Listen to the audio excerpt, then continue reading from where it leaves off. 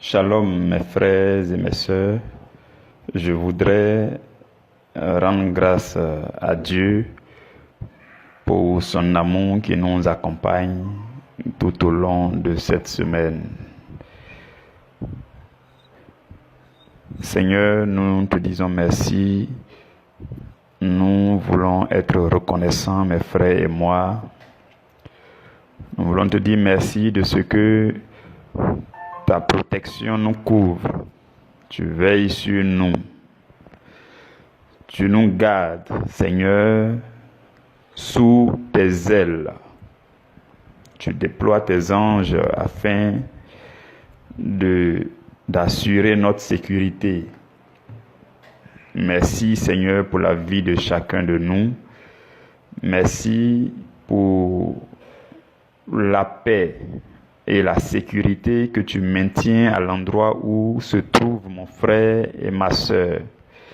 Merci pour chacun de nous sur cette plateforme Priorité à l'Évangile C. Béni sois-tu pour cette alliance de méditation quotidienne et continuelle que tu as établie entre nous à travers cette émission que tu as dénommée ton pain de la première heure. Chaque jour à la première heure, tu nous fais la grâce d'entrer en contact avec les profondeurs de ta parole. Béni sois-tu, toi qui es notre Dieu, qui est notre Seigneur et qui est notre Sauveur. Que ton nom soit magnifié. Seigneur, nous te disons merci pour la méditation de ce jour. Nous sommes encore là, réunis dans ta présence, pour que tu nous enseignes, pour que tu enseignes nos cœurs, pour que tu nous édifies, pour que tu nous enrichisses, pour que tu nous forges. Seigneur, nous voulons recommander à ta grâce tout ce temps de méditation. Nous te recommandons toutes choses à compter de maintenant et nous prions que ton esprit, le Paraclet, vienne prendre le contrôle de toutes choses. Ta parole déclare que la parole elle-même est esprit et vie. Voilà pourquoi la parole qui est prêchée maintenant, je te prie qu'elle se transforme en vie par le mouvement de l'esprit pour communiquer la vie à quelqu'un, pour édifier quelqu'un, pour fortifier quelqu'un, pour relever quelqu'un, pour éclairer quelqu'un. Béni sois-tu pour ton amour, béni sois-tu pour la présence de ton esprit. Gloire et louange te reviennent dans les siècles éternels. Et au nom de Jésus-Christ. Amen. Mes frères, mes sœurs dans le Seigneur, notre sous-thème d'aujourd'hui, c'est la doctrine des Nicolaïtes. La doctrine des Nicolaïtes. Alors, je nous rappelle que ce que nous faisons tout au long de cette semaine, c'est de mettre à nu, de dévoiler les doctrines qui nuisent à la foi chrétienne. C'est ce que nous sommes en train de faire cette semaine. Ce n'est pas facile de parler de ces choses profondes qui mettent Satan à nu. Ce n'est vraiment pas facile. Si nous continuons à le faire, c'est par la pure grâce de Dieu, par la protection de Dieu, par la force de Dieu, par l'Esprit de Dieu. Parce que dans le merveilleux plan de Dieu pour toi et pour moi, il a prévu que nous découvrions ces choses pour que nous puissions monter nos gardes. La Bible déclare que le peuple de Dieu périt parce qu'il lui manque de la connaissance. Voilà pourquoi Dieu coordonne toutes choses pour que le peuple de Dieu reçoive de la connaissance afin de ne plus périr. Donc Dieu nous fait la grâce de découvrir ces choses, et pendant que tu suis ces jours de méditation, dispose-toi davantage et fais les prières d'accompagnement pour demander à Dieu la force nécessaire pour rester debout ou pour se relever, pour monter sa garde, pour demeurer dans le Seigneur. C'est ce qu'il convient de faire lorsque vous écoutez et que vous réécoutez ces enseignements. Aujourd'hui, nous allons encore lire dans le livre de l'Apocalypse. Apocalypse est un livre vraiment magnifique. C'est un livre que j'adore vraiment dans le Nouveau Testament. C'est un livre qui est en même temps bizarre. C'est un livre qui est hors du temps, qui est dans le temps. Souvent, quand tu lis, tu te rends compte que ça parle des événements qui sont avant le temps, ou bien après le temps, ou bien carrément hors du temps. Il y a des événements, quand tu lis dans le livre de l'Apocalypse, tu ne peux pas situer. Tu ne peux pas dire si c'était avant la création, si c'était après la création, si c'est pendant. Bon, vraiment, c'est un livre très spirituel. C'est un livre, comme son nom l'indique, qui révèle beaucoup de profondeur de Dieu. Le livre des révélations. Nous allons lire le chapitre 2 au verset 6. Apocalypse chapitre 2 au verset 6. Tu as pourtant ceci, c'est que tu es les œuvres des Nicolaïtes, œuvres que je hais aussi. Parole du Seigneur, nous rendons grâce à Dieu. Donc c'est ce seul verset-là qui est notre verset d'appui. Donc c'est lorsque Jésus était en train de demander à l'apôtre Jean d'écrire des lettres aux églises en leur temps. Il a cité 7 églises. Et il disait à chaque fois à l'apôtre Jean, écrit à l'ange de l'église de temps, l'église de Philadelphie, de Laodicée, de Pergame, d'Éphèse, de Thyatire, ainsi de suite. C'était 7 églises en leur temps. Et là, par exemple, cette lettre s'adresse à l'église d'Éphèse. Vous voyez. En son temps, l'apôtre Jean qui était le plus vieux, c'est celui-là qui a vécu le plus longtemps parmi tous les apôtres. Donc il était en exil à l'île de Patmos, et c'est là que le Seigneur Jésus va se révéler à lui pour lui montrer les événements du temps de la fin, ainsi de suite. C'est ce qui a donné le livre de l'Apocalypse. Vous comprenez?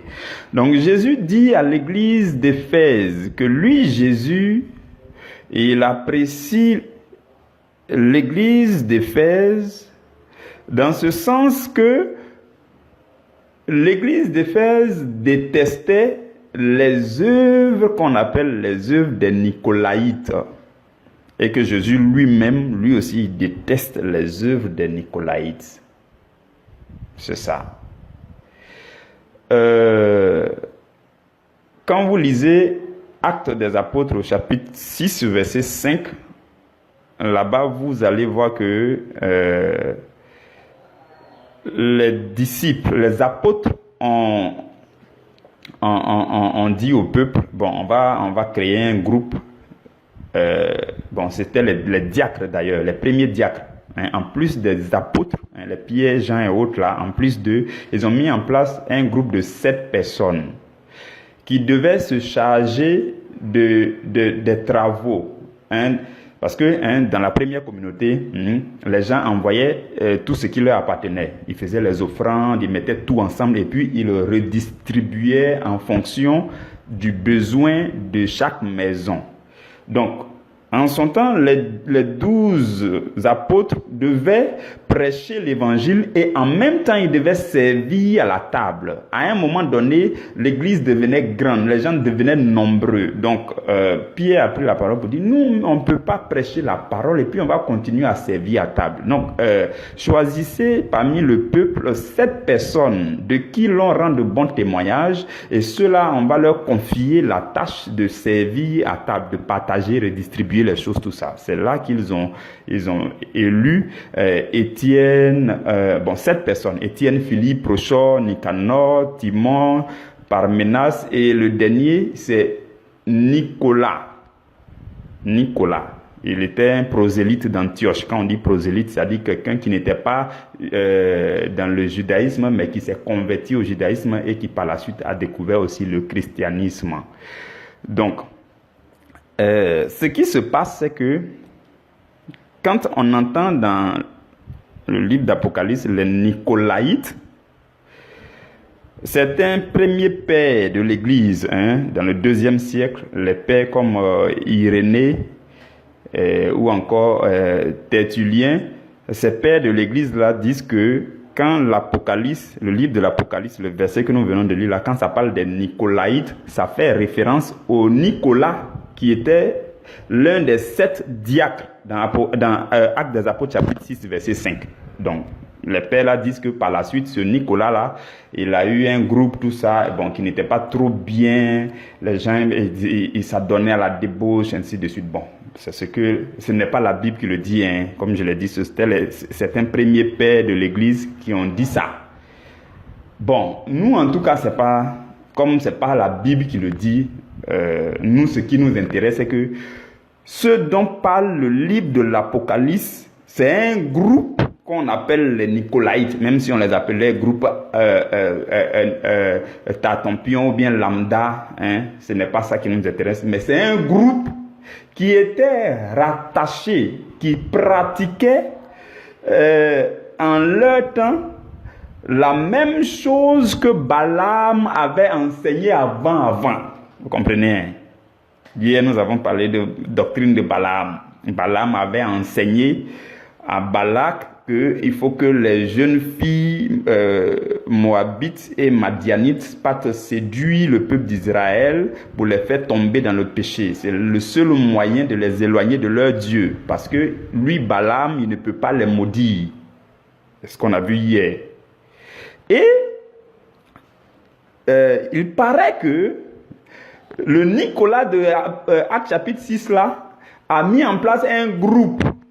Et ceux-là, ils vivaient dans la débauche, dans l'impudicité, ainsi de suite. Bon, même si ce n'est pas le Nicolas de Actes chapitre 6 là, en tout cas, l'Apocalypse parle d'un groupe que Jésus déteste. Jésus dit il déteste leurs œuvres. On les appelle les Nicolaïtes. Et ils étaient au sein de l'église d'Éphèse. Jésus dit qu'il n'aime pas leurs œuvres. Et hier, nous avons lu Apocalypse 2, verset 14. On n'a pas lu le verset 15. Hier, le verset 14 qu'on a lu, ça s'adressait à Pergame, où la Bible dit, Jésus dit, j'ai quelque chose, vous allez vous souvenir, on a lu ça hier, j'ai quelque chose contre toi, c'est que tu as là des gens attachés à la doctrine de Balaam, qui enseignaient à Balak à mettre une pierre d'achoppement devant les fils d'Israël pour qu'ils mangent des viandes sacrifiées aux idoles et qu'ils se livrent à la débauche, ainsi de suite. On n'a pas lu le verset 15. Mais si vous poursuivez, vous allez rencontrer le verset 15 qui dit, de même, toi aussi, tu as des gens attachés pareillement à la doctrine des Nicolaïtes. Donc, même à Pergame, à l'église de Pergame, il y avait des gens qui étaient attachés à la doctrine des Nicolaïtes. Quand vous regardez le début du verset 15, l'expression de même là, ça nous permet de comprendre que ce dont le verset 14 a parlé, la doctrine de Balaam là, de même, il y avait des gens à l'église de Pergame et aussi à l'église de Pergame qui étaient attachés à cette doctrine. Ceux-là, on les appelle les Nicolaïtes. Voilà pourquoi il vous a dit hier que Balaam, la doctrine de Balaam avant là, le groupe moderne de la doctrine de Balaam, c'est les Nicolaïtes. Vous comprenez? Par contre, le verset 6 de Apocalypse 2 que nous avons lu, qui s'adresse à Éphèse, Jésus dit que lui, il déteste les œuvres des Nicolaïtes et que l'église d'Éphèse déteste aussi. Donc, c'est ça, hein. Précisons ça bien. À l'église d'Éphèse, eux, ils détestaient plutôt les œuvres des Nicolaïtes. C'est l'église de Pergame qui avait des gens attachés aux œuvres des Nicolaïtes. Voilà, c'est ça. Éphèse, il n'y avait pas Nicolaïte là-bas.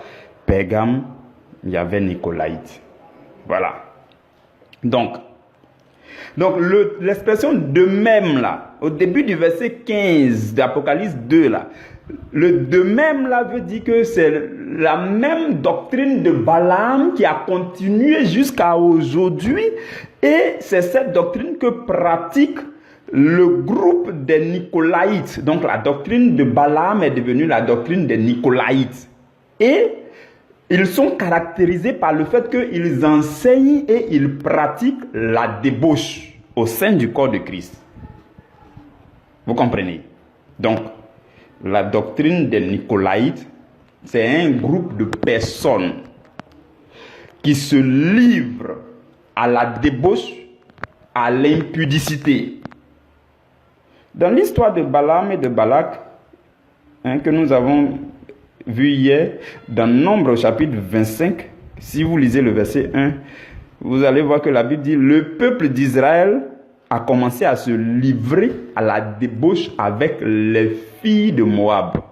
Ça veut dire quoi? Ils ont commencé à appliquer, à pratiquer la doctrine de Balaam. Ce que Balaam avait enseigné à Balak, là, les gens de Moab ont commencé à appliquer, donc le peuple d'Israël. Ils ont réussi à séduire le peuple d'Israël qui est tombé dans les pièges, et donc des gens du peuple d'Israël ont commencé à se livrer à la débauche avec les filles, les jeunes filles de Moab. Si vous trouvez la même chose là aujourd'hui, on peut appeler ça la doctrine de Balaam, mais c'est la doctrine des Nicolaïtes maintenant. Ce sont des gens qui sont attachés, qui se livrent, qui pratiquent tout ce qui a trait à la débauche, à l'impudicité. Quand on dit impudicité là, voyez ça de façon simple. L'impudicité, c'est pas forcément aller jusqu'à faire le sexe là. Ce n'est pas forcément ça pour le moment. Le simple fait que tu commences à mettre tes parties intimes dehors là, c'est ça qu'on appelle l'impudicité. Impudicité, c'est le manque de pudeur. Tout simplement, si tu es manque de pudeur, c'est-à-dire toi, tu as tendance à laisser tes parties intimes dehors. Tu n'as rien fait encore comme péché grave dont tout le monde peut penser, à quoi tout le monde peut penser là, mais tu es déjà impudique. Tu laisses tes parties intimes dehors. Tu es déjà impudique parce que tu manques de quoi? De pudeur. C'est ça l'impudicité. Maintenant, ça va plus loin pour arriver dans... Puisque quand tu fais ça même, l'objectif, c'est quoi? Donc, quand tu vas arriver vers l'objectif là-bas, là, tout le monde voit que tu es dans l'impudicité là maintenant. C'est ça. Ça, c'est la doctrine des Nicolaïtes. Donc, en notre temps là, il y a aussi des gens comme ça au sein du corps du Christ. Oui, oui. Il y a des gens comme ça au sein du corps du Christ qui vivent la luxure, qui prêchent la luxure. Tout ce qui a trait à la chair, là, eux, ils sont dedans. Eux, là, il suffit qu'un jour, miraculeusement, on découvre dans la Bible un verset qui dit « Vous pouvez aller en boîte de nuit ». J'imagine le visage des gens si un jour on découvre dans la Bible un verset qui permet ce genre de choses. J'imagine comment les gens seront contents. Non, mais ils seront relax. Je ne sais pas si vous imaginez avec moi comment une assemblée chrétienne qui est là, et puis tout d'un coup, le berger qui est devant bien, le prêtre ou bien le pasteur ouvre sa Bible et puis il découvre qu'il y a un verset qui dit que tu peux aller boire, tu peux aller en boîte de nuit, tu peux faire des bêtises. J'imagine comment le visage du peuple sera. Je sais qu'il y a plein qui seront quand même dans la joie. Ils vont essayer de cacher leur joie, mais ça va forcer et puis ça va sortir sur leur visage un peu quand même. Vous comprenez? C'est ça qui est... tous ceux-là qui sont dans le corps du Christ et qui, discrètement ou ouvertement, sont encore attachés à tout ce qui est débauche, c'est ceux-là qui pratiquent la doctrine des Nicolaïtes. Et ils vont souvent plus loin pour enseigner ça aux autres, pour enseigner les nouveaux chrétiens, les bébés chrétiens qui viennent d'arriver là. C'est elle qui est la mère. Hein? C'est elle qui va te dire on peut faire telle chose, on peut. Comme toi aussi tu es ignorant, tu ne lis pas la Bible, tu ne connais pas, donc tu vas suivre. Il y a des gens comme ça, qui ont des petits groupes, même au sein de l'église. Eux là seulement là, on est chrétien, mais il faut qu'on parte boire. On est chrétien, mais on doit aller en boîte de nuit. On est chrétien, mais il faut qu'on parte dormir, il faut qu'on passe la nuit là dehors. On est chrétien, mais il faut que, mais on est chrétien, mais il faut, mais on est, vous connaissez, vous pouvez compléter. Ça c'est la doctrine des Nicolaïtes. Et non seulement ils pratiquent, mais ils enseignent les faibles à pratiquer ça. C'est la doctrine des Nicolaïtes. Les Balaam modernes. Vous comprenez? C'est ça. Dans 1 Corinthiens au chapitre 6, la Bible nous demande de fuir l'impudicité. La Bible dit fuir l'impudicité. Et par la suite, il a dit, quelque autre péché qu'un homme commette, ce péché est hors du corps. Mais celui qui se livre à l'impudicité pêche contre son propre corps. C'est grave. Et le verset 19 dit, ne savez-vous pas que votre corps est le temple du Saint-Esprit qui est en vous? Vous comprenez? Et la Bible dit, nous ne nous appartenons plus à nous-mêmes. Ton corps appartient à Dieu.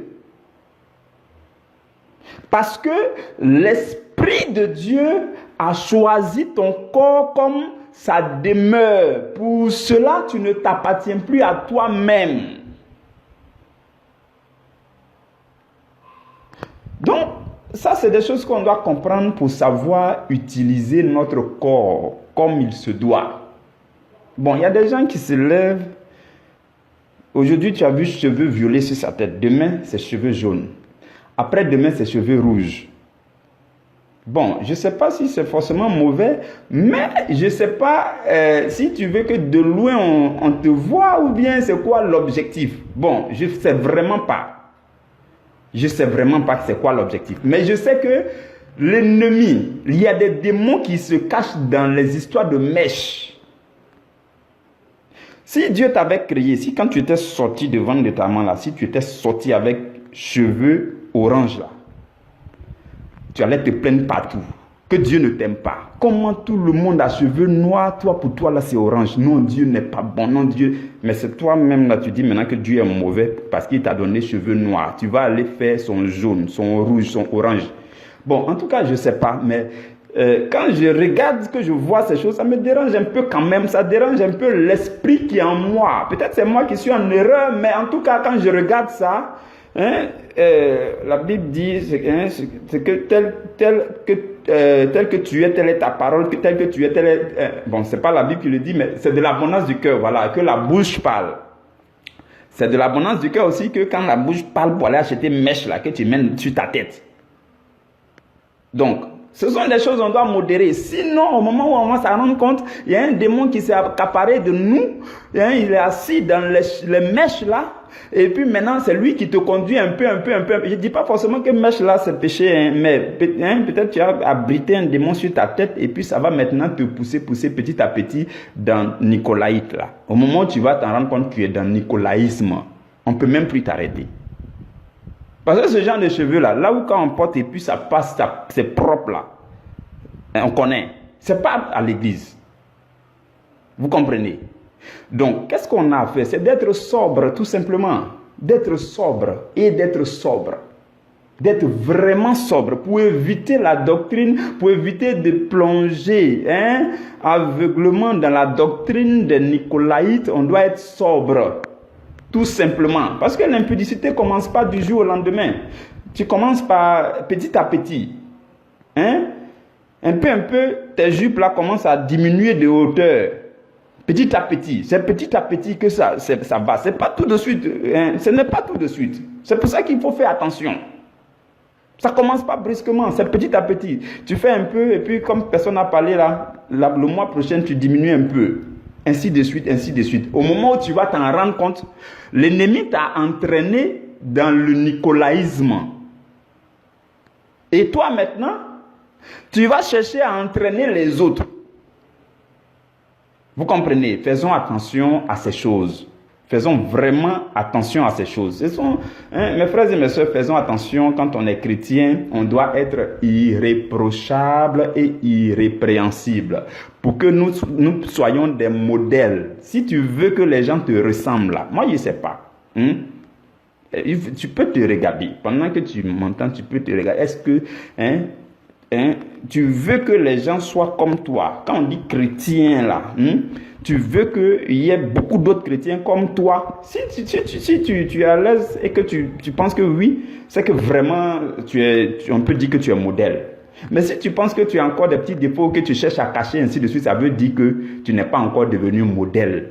Alors que le chrétien, c'est quelqu'un qui est modèle, qui est disciple de Jésus. Jésus a dit à ses disciples, il dit, allez et faites-les des disciples. Allez-y, transformez-les en disciples. Donc, nous tous là, quand on entend l'évangile, l'objectif c'est que nous devenions des disciples. Les disciples nous ont parlé pour que nous devenions des disciples. Et qui dit disciple, dit le bon exemple, le modèle à imiter. Donc, tu dois faire attention.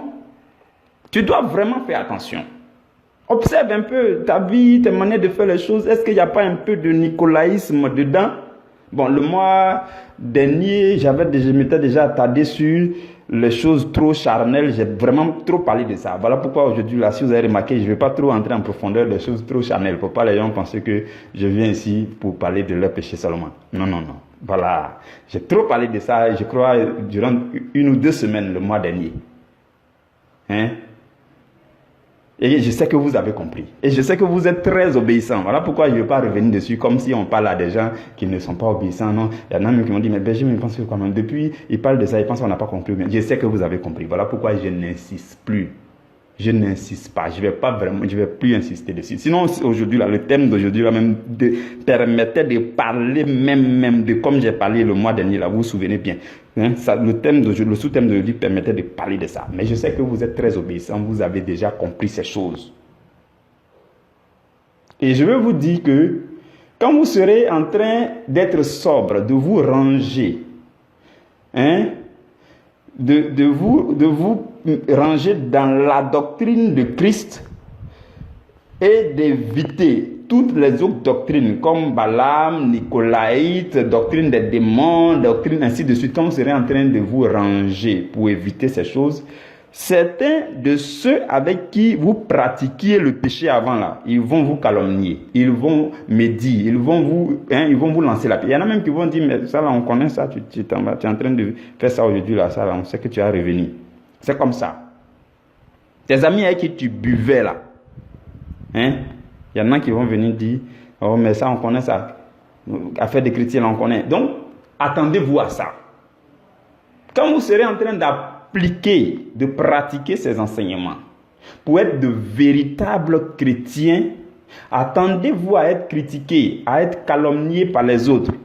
C'est ce que dit l'apôtre Pierre dans le livre de 1 Pierre. Il dit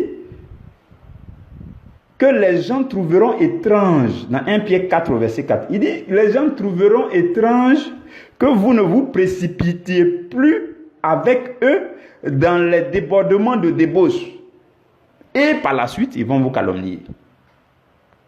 Tu pratiquais un péché, tu sortais beaucoup pour aller dans des endroits bizarres avec des gens. Et depuis un moment, tu écoutes les enseignements, ça t'a touché. En tout cas, ça t'a touché. Et tu cherches à te ranger. Mais on va t'appeler chaque soir. Est-ce que notre rendez-vous, est-ce que tu es disponible? Mais il faut qu'on pas taper les bières. On doit aller boire du vin. Des gens vont penser que tu dois toujours les rejoindre. Mais quand tu vas décider radicalement de dire je suis dans le Seigneur. Si tu as fait ça 1 fois, 2 fois, 3 fois, ils vont finir par te calmer. Ils vont dire mais lui là même là, il se prend pour qui ainsi de suite. Il faut t'attendre à ça aussi. Il faut te préparer mentalement à affronter ce genre d'adversité là aussi. Et pour terminer, je veux nous dire que ce que nous devons être, c'est ce que dit notre verset de base, Apocalypse chapitre 2, verset 6. Jésus dit, tu détestes les œuvres des Nicolaïtes, donc vous et moi. À l'issue de notre méditation d'aujourd'hui, ce que nous devons être, ce que nous devons faire, c'est de détester les œuvres des Nicolaïtes, tout ce qui a trait à la débauche, à l'impudicité. On doit détester ça. La Bible dit, dans le livre d'Éphésiens, au chapitre 5, verset 18, la Bible dit, ne vous enivrez pas de vin, c'est de la débauche. Soyez au contraire remplis de l'esprit. On doit rejeter toutes ces choses. On doit détester tout ce qui entre en ligne de compte dans la doctrine des Nicolaïtes. Et c'est ce que Jésus a trouvé dans l'église d'Éphèse. Et Jésus a apprécié. Jésus dit, mais c'est bien. Tu détestes les œuvres des Nicolaïtes. Moi, Jésus aussi, je déteste les œuvres des Nicolaïtes. Donc Jésus aussi doit pouvoir te regarder à un moment donné de ta vie pour dire, ma fille, mon fils, je t'apprécie. Il y a ceci chez toi que j'aime, c'est que tu détestes les œuvres des Nicolaïtes. Tu t'es éloigné des œuvres des Nicolaïtes parce que moi aussi, je n'aime pas, je déteste les œuvres des Nicolaïtes. C'est ce que nous devons faire. Aujourd'hui, notre enseignement d'aujourd'hui, là, c'est ce à quoi le Seigneur nous appelle. C'est ce que Jésus a dit à l'église d'Éphèse. Contrairement à l'église de Pergame. Oui, il a dit, vous de même, vous êtes attachés, vous avez des gens qui sont attachés, pareillement à la doctrine des Nicolaïtes. Ça ne doit pas être notre cas. Notre cas, là, c'est l'église d'Éphèse. Jésus dit, tu détestes les œuvres des Nicolaïtes. Tu dois détester les œuvres des Nicolaïtes. La Bible dit que ce que Dieu veut, c'est notre sanctification. C'est que nous puissions nous abstenir de l'impudicité. C'est ce que la Bible dit dans 1 Thessaloniciens 4, verset 3. Ce que Dieu veut là, c'est notre sanctification. Ce n'est pas nicolaïsme. Ce n'est pas ce que Dieu veut. Vous comprenez, mes frères et mes sœurs. Aujourd'hui, c'est ce que le Seigneur veut nous communiquer. La doctrine des Nicolaïtes, c'est la version moderne de la doctrine de Balaam. C'est tout cela qui se livre dans l'église, au sein de l'église. Non seulement ils se livrent à l'impudicité, ils se livrent à la débauche, que ce soit discrètement, que ce soit ouvertement, mais ils entraînent d'autres personnes à le faire. C'est tout cela mis ensemble qu'on appelle la doctrine des Nicolaïtes. Si tu voyais que tu avais un petit doigt qui était là-bas, il faut retirer en même temps. Si tu avais ton pied gauche là, retire ça en même temps. Non, il faut retirer même aujourd'hui. Pendant que tu entends cet enseignement-là, tu retires ça en même temps. Si tu avais ton... Il faut retirer parce que Jésus dit, il déteste ça.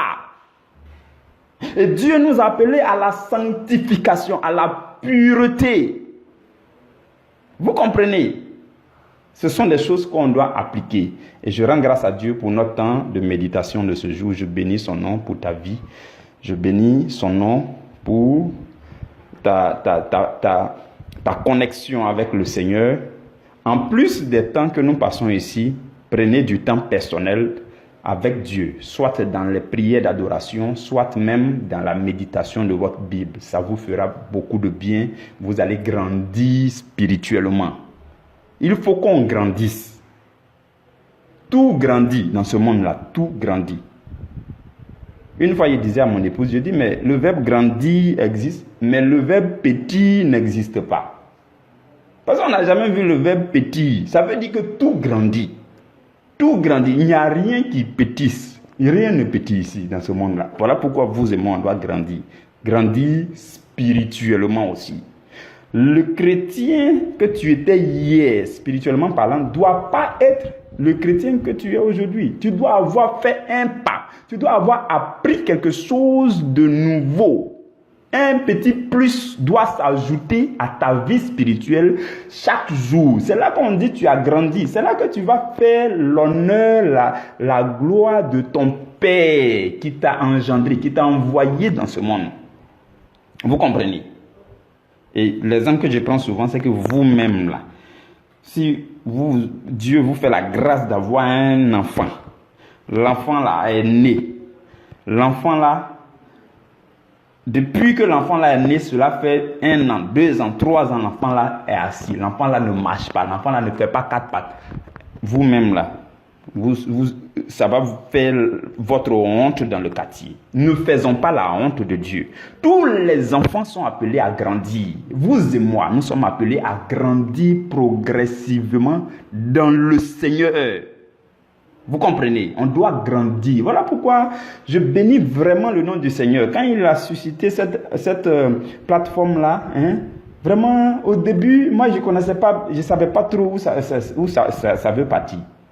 C'est après que je vais comprendre que ce que le Seigneur m'a permis d'appliquer à ma propre vie, c'est ce qu'il veut que les autres appliquent à leur vie. Ça dit quoi? La méditation quotidienne et continuelle de la parole. En disant ton pain de la première heure, ça veut dire que chaque jour, tu donnes les prémices de ta journée à Dieu. Tu prends ton pain spirituel. Et la famille s'appelle quoi? Priorité à l'évangile. Je donne la place d'honneur à Dieu dans ma journée. Vous comprenez?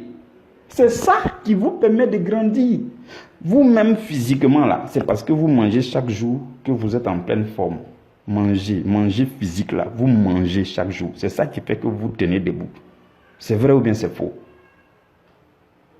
Donc, il faut que vous mangiez de la nourriture spirituelle aussi. Il le faut. Il y a des gens depuis longtemps, ils ne font que jeûner. Dans l'autre sens, parce que quand tu ne manges pas de nourriture spirituelle aussi, tu jeûnes. Tu fais un jeûne corporel, quoi, un jeûne charnel. C'est-à-dire que toi, tu dis tout ce qui est spirituel, je me prive de ça. Pendant que les autres disent tout ce qui est physique, nourriture physique, je me prive de ça. Toi, tu dis tout ce qui est spirituel, je me prive de ça. Donc toi, tu fais le jeûne renversé. Tu as trop fait jeûne renversé. Il faut maintenant que tu te nourrisses continuellement. C'est la nourriture qui ne donne point d'indigestion. Ça ne donne pas de maux de ventre, ça ne fait rien. Il n'y a que des vitamines spirituelles dedans. Il faut prendre la parole de Dieu. C'est ça qui fait croître. C'est la notice de la vie chrétienne. Aucune vie ne peut être de qualité si on a utilisé convenablement la notice de la vie. Celui qui t'a créé a rédigé une notice pour ta vie. Si tu ne te sers pas de cette notice, tu seras mal utilisé. Voilà pourquoi certains sont sur le mauvais chemin dans leur vie. Parce que la notice a demandé d'aller à droite. Eux, ils n'ont pas compris. Ils n'ont même pas vu ce que la notice a dit. Ils sont allés à gauche. C'est ça le mal. Le mal dans la vie de certaines personnes. Et ça ne doit pas être dans ta vie. Ça ne doit pas. Voilà pourquoi Dieu nous a donné l'occasion ici. Il y a quelqu'un qui vient. Lui, on ne sait pas où il est. Lui, il a quitté son affaire de folie pour le Seigneur là. Il est quelque part à Dakar là-bas. C'est lui, il dit, il va prêcher chaque jour l'évangile pour que les gens soient bénis. Ok. Il est en train de faire là. Est-ce que ce n'est pas Dieu qui est en train de te dire, viens, voici le canal par lequel je veux te nourrir, je veux te transformer, je veux t'enrichir parce que je t'ai envoyé sur la terre pour faire de toi ceci, cela à la gloire de mon nom. C'est Dieu qui te le dit. Voilà pourquoi il faut te connecter. Il faut te connecter tout simplement et tu médites. Si tu as trouvé que c'est doux là, tu peux partager autour de toi. Et comme je le dis toujours, il ne faut pas inviter quelqu'un dans ce groupe-là. Si toi-même, tu n'es pas touché par les messages. Oui. Depuis le début, je le dis et je le dirai et je le redirai. Quelqu'un qui n'est pas transformé ne peut pas transformer. Quelqu'un qui n'est pas touché ne peut pas toucher. Si tu écoutes les enseignements d'ici que ça ne te fait ni froid, ni chaud, il ne faut pas partager à quelqu'un. Ça veut dire que toi, ton niveau spirituel est très élevé. Nous, on est encore en bas. On est en train de te faire perdre ton temps. Il faut aller t'occuper à d'autres choses pour que tu grandisses. Mais, si par contre, ça te touche, ça te fait du bien, c'est là que tu peux penser à un frère, à une soeur pour lui partager ça. Si tu n'es pas touché, il ne faut pas te précipiter pour aller inviter quelqu'un. Ici, là, on ne vient pas ici. On vient ici un à un. Chacun a écouté qu'il était dehors. Et puis, quand il a su que c'était bon, il dit, je vais rentrer. C'est comme ça. On ne vient pas ici pour dire, non, viens. Non, c'est pas comme ça. Vous avez compris. Soyons sages, comme je nous dis fréquemment. Il y a un verset qui me plaît vraiment dans la Bible. Quand vous lisez Romains chapitre 16, verset 19, Paul dit, pour ce qui concerne le bien, soyez sages. Et pour ce qui concerne le mal, soyez purs. Nous là, ce qu'on veut faire ici, ce que Dieu a mis en place ici, la vision que nous sommes en train de poursuivre ici, c'est tellement bon, c'est tellement bien, c'est tellement magnifique à la gloire de Dieu que nous voulons être sages. Pour ce qui concerne les biens, soyez sages. Pour ce qui concerne le mal, soyez purs. Que Dieu vous bénisse. On se donne rendez-vous demain pour méditer notre dernier sous-thème de la semaine. Que la grâce de Dieu demeure sur vous au nom de Jésus. Amen.